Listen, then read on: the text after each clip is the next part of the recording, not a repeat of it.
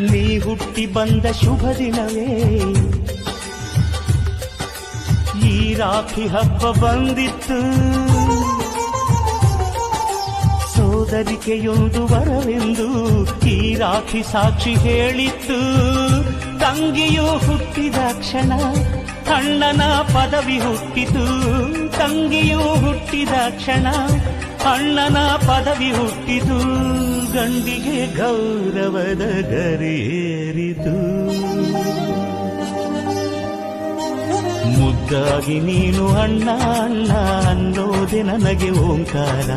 ನನ್ನಾಯುವೆಲ್ಲ ನಿನಗಾಗಿ ತಾನೆ ದೀರ್ಘಾಯುಷ್ಮಾನ್ ಭವ.